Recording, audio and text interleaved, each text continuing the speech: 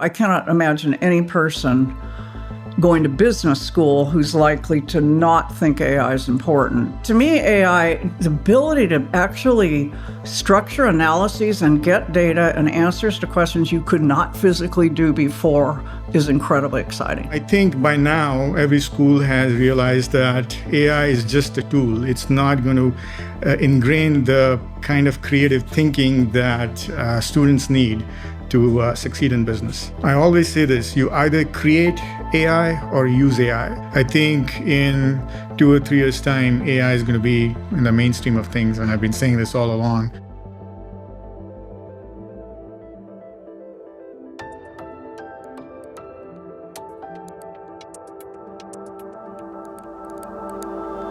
Artificial intelligence is reshaping how we think, work, and lead, and the MBA is no exception. For years, business schools sat on the sidelines as AI transformed entire industries, from finance to healthcare. But now the question on everyone's mind is bigger than ever. If AI can do so much, is an MBA still worth it? In this episode of the mbaMission podcast, we explore the evolving role of business education in the age of machines that think. Today with Harshad and Katy, we'll unpack why schools were initially slow to adopt AI, how perceptions are shifting, and why the human factor, what we like to call HI or human intelligence, remains irreplaceable. From short-term job market jitters to the long-term demand for digitally fluent leaders, we'll examine where the MBA stands today and where it's headed next. AI might automate analysis, but it can't automate empathy, creativity, or strategic vision. And that's where the next generation of MBAs will thrive. By the end of this conversation, you'll see that the real question isn't whether AI will replace MBAs, but which MBAs will master AI to lead the future. AI has officially entered the classroom, but once viewed as a distant tech concept, artificial intelligence is now at the core of how business schools teach leadership, innovation, and strategy. In this episode, we dive into how MBA programs are reinventing themselves for the digital age, from Kellogg's pioneering MBAI program to new AI-driven courses at Booth, Wharton, and beyond. Joining me on today's episode is Managing Director Harshad, who has been following how top schools are weaving AI into the coursework and culture, and Executive Director Katy Lewis, who is working with many MBA clients working with cutting-edge AI in different industries and seeking to expand their efforts through their MBA. As AI becomes embedded in every workflow, the real challenge for future leaders is learning to connect human judgment with machine learning. This episode will give you a front row seat to how business schools are preparing MBAs, not just to understand AI, but to use it strategically, ethically, and creatively to redefine what business leadership looks like in the years ahead. Artificial intelligence, is there anything it's not changing? I feel like my dry cleaner is now using artificial intelligence, and actually he probably is. But more relevant to what we're talking about today is really how is artificial intelligence going to be changing both the jobs business school graduates get, as well as maybe even the business school education itself. So very simple questions. Harshad, answer them, please. Okay, I'm going to give it a try. So as an engineer, a lot of people ask me, what is AI? So I'm going to clarify what that is. AI, in simple terms, is something that compresses all the human intelligence data and brings out information that people don't typically get. Our knowledge is based on what we learn and what we observe, what we experience. But by putting all of that together, we get AI. So AI can analyze things based on what has happened before. They can maybe make predictions on what is going to happen. And they can also make things very efficient. So these are the 3 ways AI can help. Now, to answer your question, how is that going to affect the MBA world and business schools and future MBAs? I think AI is going to definitely be a new revolution of sorts, just the way things have happened. It started with the computer, then the internet. The smartphone and AI is just an addition to that. I think it's going to change the landscape of business quite a bit in that it's going to increase, as I was saying before, the efficiency of how things are made. Things are going to be easier to do. That doesn't mean that students don't have to understand business holistically and the way it was set up in course curriculums. I think the theories of business are still relevant. Without that, you will not be able to use AI to get the best benefit out of what you do. So that's in a nutshell. Yeah, no, that makes sense. Katy, you and I earlier were talking about the fact that something like 25% of GDP is now AI related. Is that? I don't know the percent. I know that I think it's Goldman Sachs just said AI's added 160 billion to our economy in a couple of years. The difficulty is figuring out where AI is having an effect because, as Harshad said, it's affecting absolutely every single industry. And so there's no way to break that out in the numbers. But there's no question it's going to drive growth and business over the next few years big time. If you want to be one of our success stories, sign up for a free consultation with a member of our full-time MBA admissions team. Since we've worked with tens of thousands of applicants over the past 2 decades, we can give you our honest opinion on your chances and help you put together your very best application. That is not a sales call, but rather your first session with one of us for free. We can give you a profile evaluation, answer specific questions about the process, review your resume, talk about your school choices, and so much more. Sign up at mbaMission.com/consult. We look forward to working with you. Yeah, no question about it. So from that perspective, driving growth in business sounds to me like opportunities, but is that an opportunity for someone with an MBA? Or what does that opportunity look like? And how is that opportunity different from what it may have been like 5 years ago, 10 years ago? Well, the opportunities are endless, really. I think the growth comes through many ways, but the way AI is seeping into business is different in different conditions. There are so many different industries, so many different functions, and AI products and services are customizing themselves to adjust to what those specific needs are.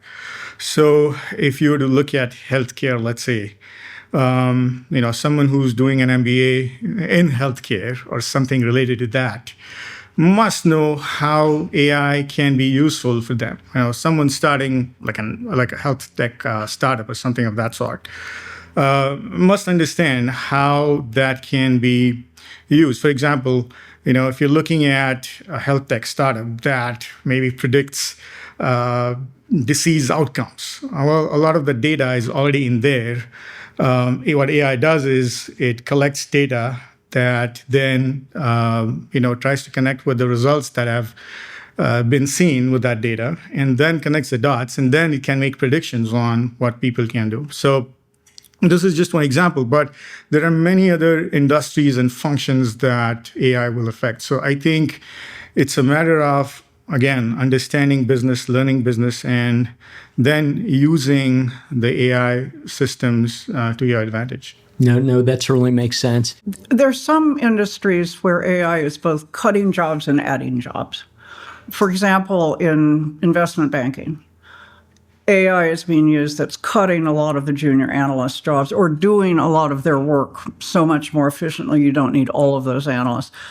In law, for example, I've worked with a client who's actually got so enamored of the new technology being used in law firms. In his case, it was just to monitor funds for investment firms, that he actually is going now to business school and wants to set up a legal tech firm. So in investment banking, although jobs are being cut in the junior analyst role, there's a whole new consulting business developing to create applications for investment banks.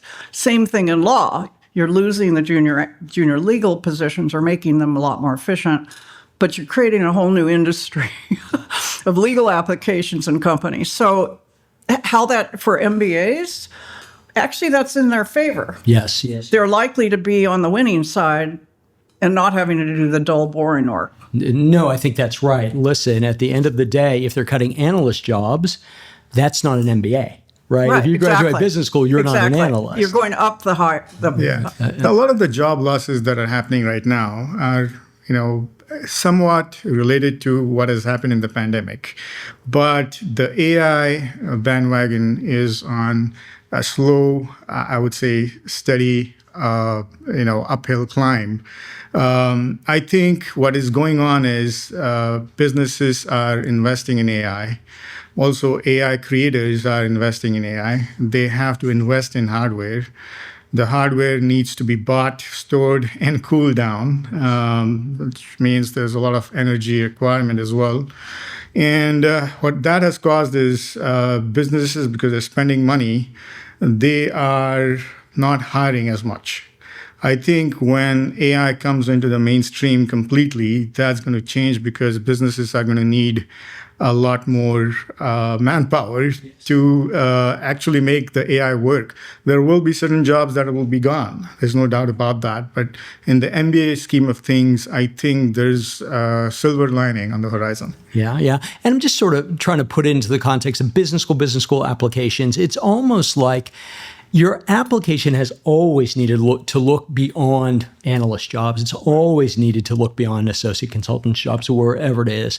So now you're looking, I think, much more leadership focused, much more innovation focused than you've ever seen before. Essentially, I think what business schools teach you to do is make decisions with judgment and achieve strategy with judgment.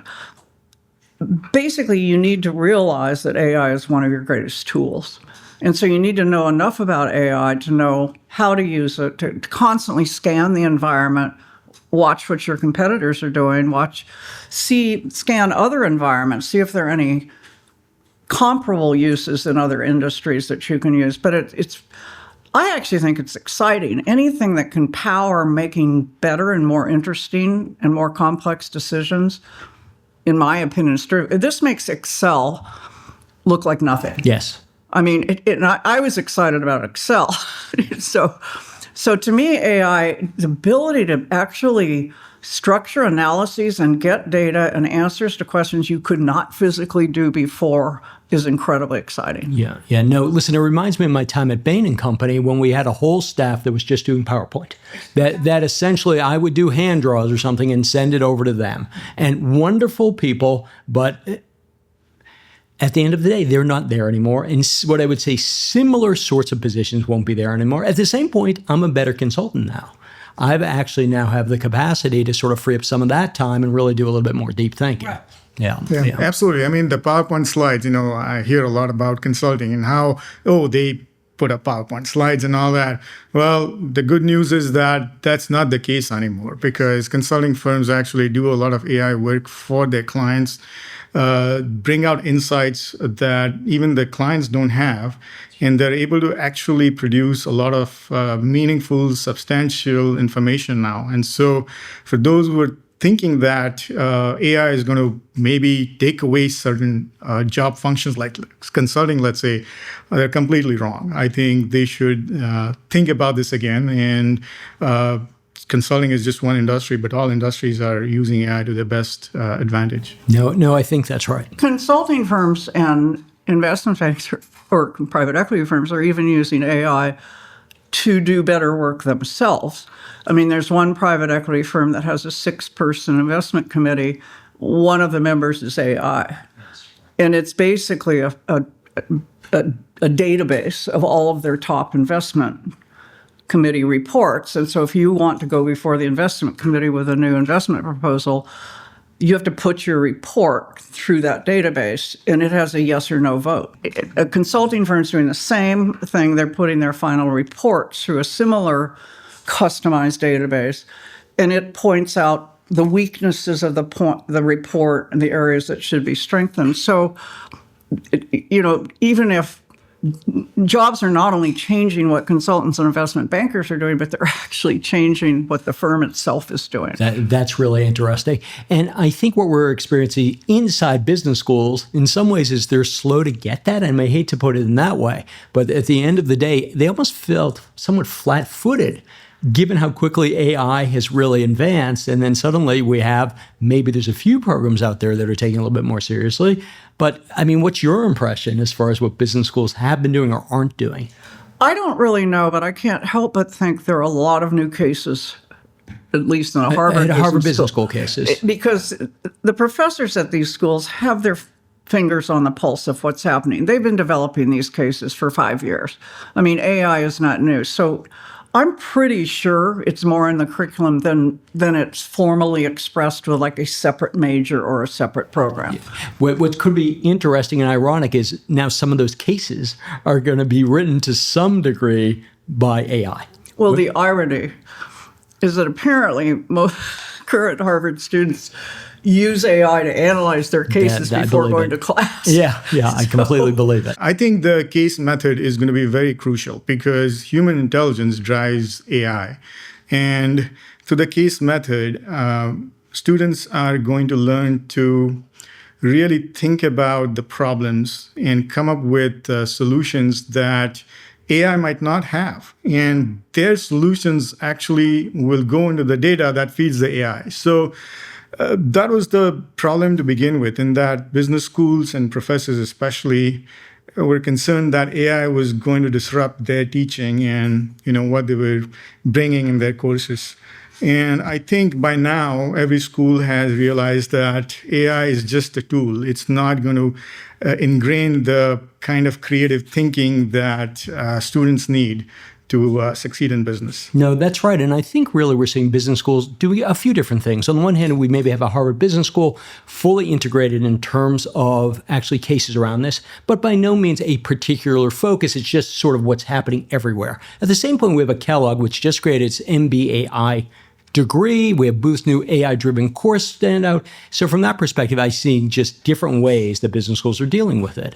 I would think one thing it's changing is AI is changing what you should be studying and learning in business school. I mean, one thing I would want to learn in business school right now, I'd want to definitely step up my learning about data analytics. What are the power, what are the tools I have to manipulate AI? And so I think that there might be a shift in business schools towards data use and problem solving through data because of AI.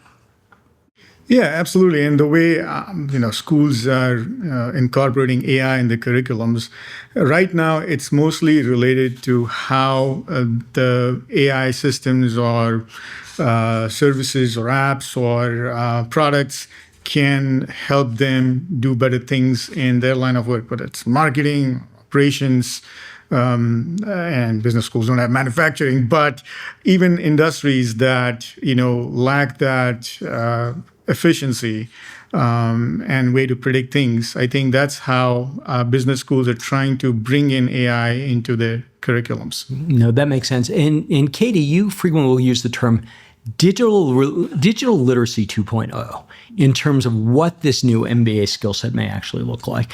Have we reached the point where business schools actually start? They're the ones who are teaching data analytics.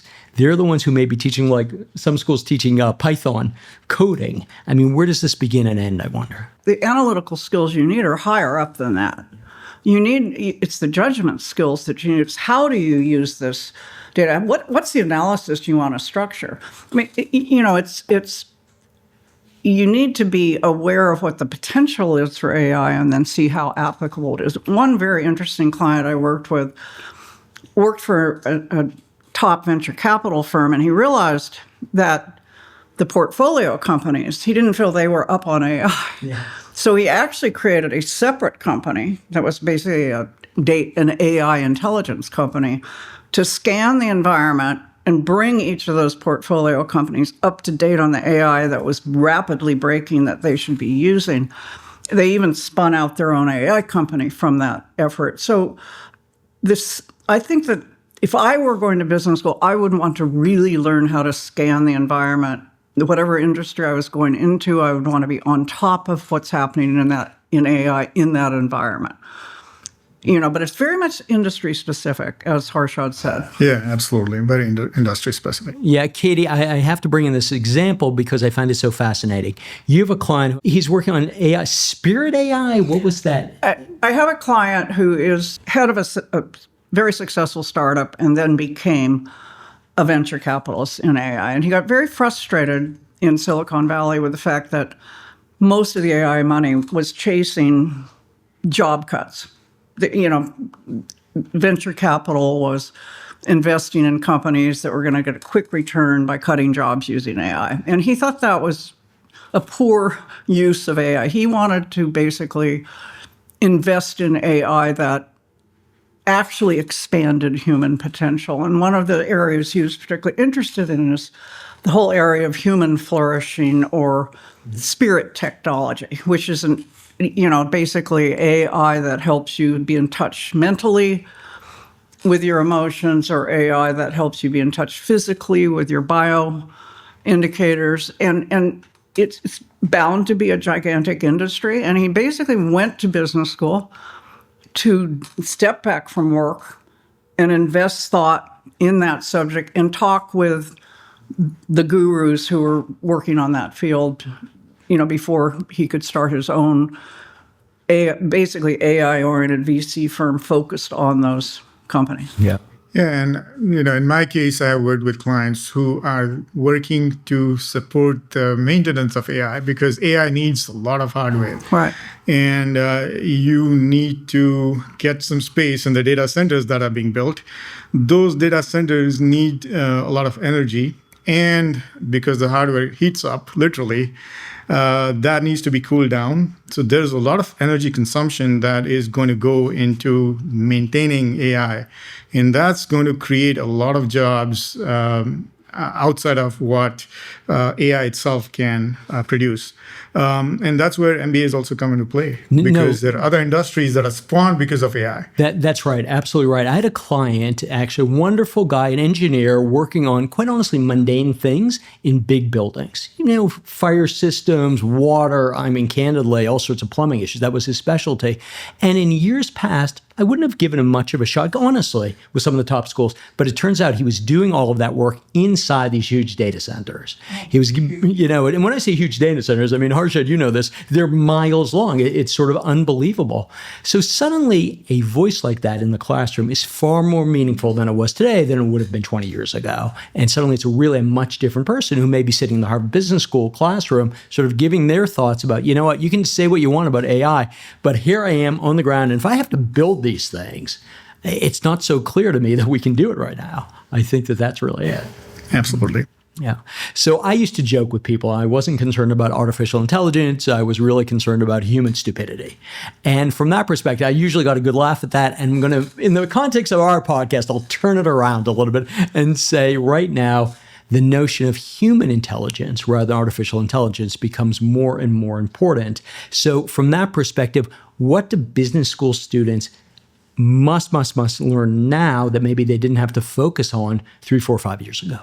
Well, in terms of, getting into a business school, I think you have to do the same things.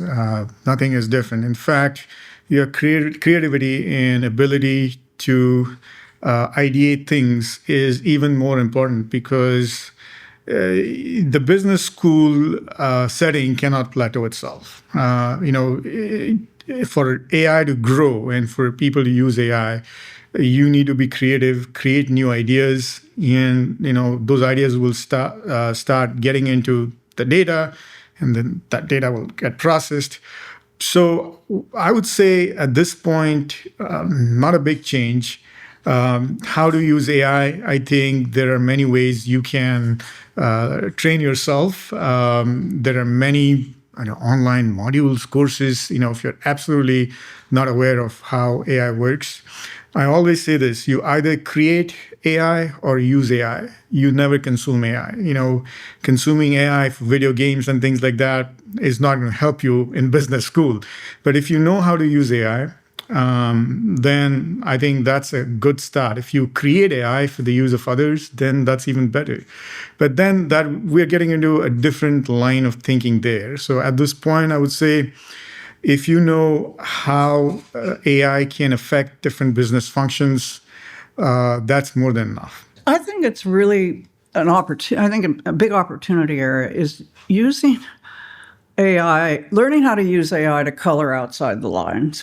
And what I mean by that is there are ways AI can be used that are just unheard of. I'll give you a good example that really captivates this point. I worked with a client who, in a private equity firm, and they invested in an app that essentially you could overlay over, it was 4 Western states, entire hospital system. So they didn't own these hospitals. They could just overlay this app with the data feeding from the hospitals. And they were able to use this app to detect drug abusers who were showing up at different hospitals to try to get a refill when their primary care doctor wouldn't have let them. And essentially what it allowed was law enforcement to find those people, keep them from this drug abuse. So you're talking about solving a social problem without hard facilities. It's literally an app that's using data in a way that's creative but serving a social good. And I think there are a lot of solutions out there like that for things we never would have thought we could ever do. No, listen, I think that's right. And I think it really puts the punctuation mark on this notion of why someone who wants to be in social impact should go to business school. Because the reality, true. If you're sitting... Or go into government. Yeah. You can, in fact, I have another client right now, I'm glad you brought that up, who's a data analyst. He's been interviewed at top schools. He actually set up for a major state their entire COVID monitoring system during COVID, where they were able to actually figure out proximity, seed outbreaks, and basically gear up different counties for use. So they were using real data, but they were feeding it into a program using AI. So it's those kinds of solutions that no one even thought was possible that I think is a real opportunity. And that's what business school people should be trained to do. You're not going to learn that if you go to a data analyst school. You're going to learn that at a school that's trying to integrate you to make change at scale, which is what the MBA is all about. No, that's certainly, now that I think about it, that can you can push that in many different ways. Again, you're a social impact world, which is notoriously somewhat insular. And one of the reasons you go to business school is to get a business view of social impact and what that means. But imagine now you're layering on something else. In your learning team is the social impact person, but there is the Harshad person who's pushing the AI in all sorts of different directions. You may only think it's a business tool in some ways. Social impact people are looking for new tools, and suddenly, wow, maybe artificial intelligence is more important there than it is in the world of finance or in one of the other worlds where, honestly, it's starting to be integrated. Absolutely. I think the integration is going on a really slow but steady process. I think in 2 or 3 years' time, AI is going to be in the mainstream of things, and I've been saying this all along. But the biggest, I would say, benefit of AI is we will be able to do a lot more. The ideation, the invention piece, which is slow right now because we're so involved in the process, that's going to speed up. And I think AI is going to deliver far better inventions down the road. And that's, as an engineer, I would like to think about it in that way. No, I think that's right. So, Katy, as you think about advising just an MBA applicant, particularly an MBA applicant who, and we see this all the time, who says, I want to talk about AI. I want to go into AI. What do you say to an applicant who is, AI is really foreign to them? And this notion here of they're going to grab the tail of this dragon and have them taken somewhere, that must be somewhat of a treacherous place to step, I would say. Well, once again, AI is a tool, so a lot depends on what industry they're trying to go into. If you're going into healthcare, for example, you want to learn how AI can be used in the different healthcare applications. I've had clients actually say in their application, one of the reasons I really want to go to business school is I want to continue in this industry. I want to have this kind of impact, and I need to come up to date on what's happening in AI. I want a lot of what's starting to happen is happening in the university. So it is a good time to be back at school. I really think everyone has to be saying this about whatever they want to do. I cannot imagine any person going to business school who's likely to not think AI is important if they have any idea what's happening in AI. And so this is something everyone has to do. You can't really go into AI. You can't become an AI professional I mean, you could. You could. If you want to go work for OpenAI, I have a client at Scale AI. You know, it's really, what are you trying to do in AI? How are you going to use AI as a tool to do whatever you're trying to do? Absolutely. Completely agree with Katy on that one. One of the issues that AI is really dealing with right now is the ethics of AI. And in actual fact, I see no better place to start thinking about that than business schools. So from the perspective of, if I'm a business school professor, how do I even start teaching the notion of ethics with regard to AI? How do I even start for myself thinking about ethics for AI? Is there any way to approach it that is organized, that lends itself to what I would say sophisticated thinking? Well, that's a very tricky question. I think ethics are going to really evolve over time on what the AI providers think is ethical or not. In the business school world, I will say this, the professors that I've talked to are being cautious about how they look at AI and how they tell students and what they can do with AI, especially in their coursework. Many of the students are right now trying to use AI to come up with their class prep, which is okay. But then there's a line that, a lot of the professors I have talked to are trying to draw, which is not to use AI on their homework or their exams. And so whether that falls into the ethical part or not, that remains to be seen. But from an academic standpoint, the way I see it is, if you really want to bring your organic thinking into business and you just use AI as a tool, then it starts with how you learn business to begin with. So to me, that is an ethical piece that business schools are not trying to avoid. But aside from that, in the professional realm or in the industry, I think that's a very different, I say, it's a very different balance. I think Katy might know more about that than me. There are ethical issues at every layer of AI. I mean, starting with, let's just take a company like Scale AI that hires thousands of people around the world to train its database. First of all, you want to make sure the people you're hiring, there's a gender distribution. Ethnic distribution is becoming a big issue. There's very much a Western bias in a lot of AI databases. There's been a recent article about the terrible work conditions these people are under. So there's some labor ethics issues. Then at the algorithmic level, you have to worry about the skews that are in database that can be unfairly burdening. There's some credit scoring systems that hurt certain ethnic groups. That's a big problem. Let me think of the other AI applications. There are actual AI apps, certainly in ChatGPT or filmmaking, where there's issues of using unlicensed materials or using materials that are copyrighted without permission.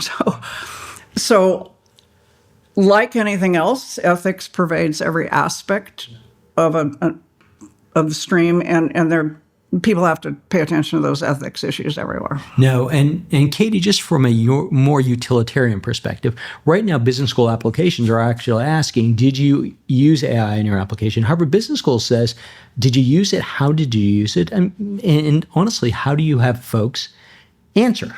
Almost well, as one of my clients said, who works in AI, he said, there's no way I can say no. Yes. I mean, I look like an idiot if I say. And I said, just be honest. If you use any kind of editing tool, Grammarly, whatever, just say, yeah, yes. I use this all the time. Yeah. But my story is my own. That's right. Listen, you and I, all of us together, we read many, many essays, particularly Ding reviews.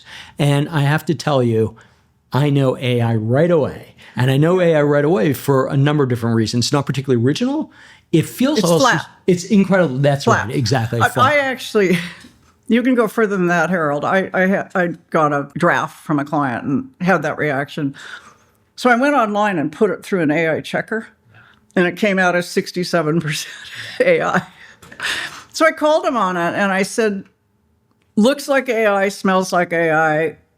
Just tell me what you want to say. And it was fine. I don't personally mind it when a client says, okay, here's my article or my essay, and here's the version I put through Grammarly. What do you think? And I'll give them my honest opinion. The irony about applying to business school is the more genuine the application, the better. There are times when using AI, even Grammarly, just makes it sound too clean. Yes. Takes all the personality out of it. And one of the other big problems we have is recommenders are using, like McKinsey has a whole AI platform for writing recommendations. And I talk to recommenders, and I tell them that. Yeah. Yeah. So it's really important to keep that authenticity in the picture. Which is frequently specificity, right? AI is going to talk about very general things. And the fact that Harshad helped this one client, spoke to them in the middle of the night when there was a crisis, AI is not creating that. Absolutely. I think AI, and as we were saying earlier, it throws things in a very generic way. I think the life of an individual, his work, his personal life, is very different.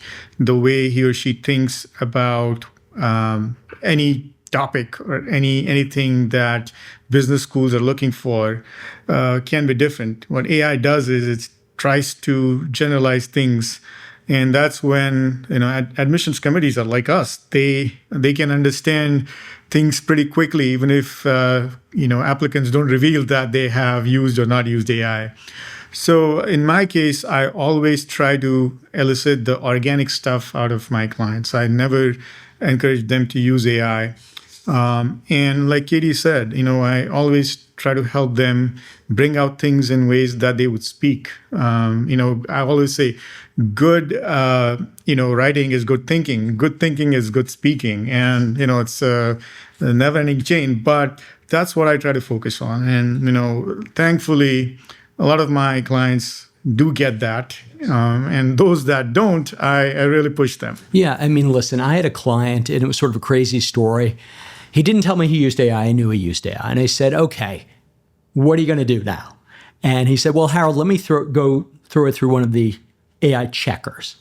I'm like, fine. For my mind, it was an experiment. Yeah. So he sends it through the AI checker, 100% written by AI. And I'm like, okay, what are we going to do now? At this point, it's his application. It's my application. Okay, let's play with it. Let's make sure that I get 0% through the AI checker. I'm like, great. Let's do that. And actually, wasn't that hard to change things up? A little bit more genuine voice. Honestly, it wasn't that hard. And again, that's sort of what we do. And then he said, great, throw it through the AI checker. He did. We're down to 10%, whatever it is. I said, no, let's put it aside. Let's see what happens. He put it aside. We had a couple of weeks. He put it through the AI checker. We had not changed the essay one bit. The AI checker then tells him 100% written by AI. So at that point, I said, you know what? Don't try to outthink them. Tell me what you're going to tell me. Write that authentic story. Then who cares what AI says at that point? It doesn't matter if you're telling that genuine, authentic story that no one else can tell. Absolutely. I think AI is, capturing a lot of data. So what we come up with today is absorbed in some way or the other. Exactly. And that goes into the data. And then when we check for essays that, pass or don't pass the AI test, clearly, anything we write today is going to show up as AI generated. And you're absolutely right. I think coming up with things in a very organic, original fashion that relates to you is more important. Yeah, no, definitely. Listen, the notion of AI, business school, generally business school applications, it's something that frequently people want to talk through. For that minute, sign up with us for a free 30-minute consultation with Katy, Harshad, myself, or one of the other 20 or so consultants we have here, and let's just have a conversation about that. Let me give you my thoughts. I can give you your thoughts. I want to hear how you're thinking about this because it is emerging. It is interesting. From that perspective, any last words, Harshad, on AI? My last words are don't fear AI, but don't consume AI. Fall in love, but treat it with respect. And that's pretty much it. Yeah. Katy, any last thoughts on AI? Just be excited about it. It's like, I'm sure when computers came out, people were nervous about them. They seemed unfamiliar. And then they figured out, or smartphones, and then you figure out the potential. This is the same. Yeah. 100 years ago, 150 years ago, people thought telegrams would mean no more books. So at that point, we know how this goes. Perfect then. Well, Harshad, Katy, thank you so much for speaking with me today. And this is the mbaMission podcast. Exciting news! You can now access On Track by mbaMission for free. Take our 2-minute onboarding questionnaire to personalize your learning path. Choose the free plan, and you'll have unlimited access to our complete modules on MBA application timelines, standardized testing, your professional background, community leadership, school selection, and more. You'll also get access to select lessons from our brainstorming, personal statement, essay, resume, and recommendation modules. It's a great introduction to the On Track platform and will help you jumpstart the MBA application process. Get started today at ontrack.mbamission.com.